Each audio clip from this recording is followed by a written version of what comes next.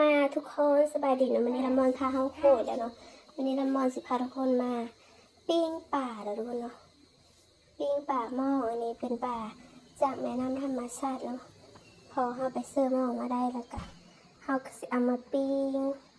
ว่าสิเอาไปขายว่าสิเอาไปขายเด้อฝากขายอยู่หานค่ะอยู่บ้านจอมหาดนี่แหละอยู่แคมทางแล้วเพิ่นเลิกไกลไปไกลมากก็แวะมาซอยอุดหนุนเด้อเนาะ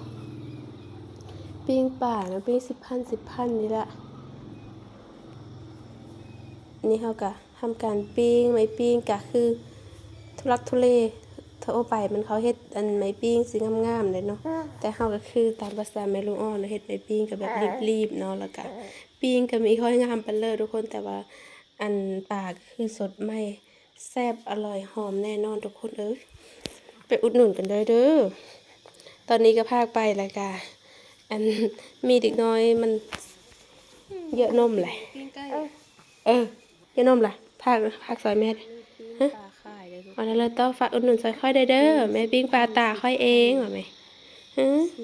ปิ้งตาค่อยเองปิ้งปลาตาค่อยเองปลามองเนาะ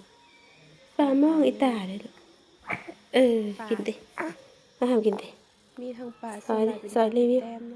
ค่อยได้กินแล้วหอมแซ่บใดปลาสดๆใหม่ๆทุกมื้อ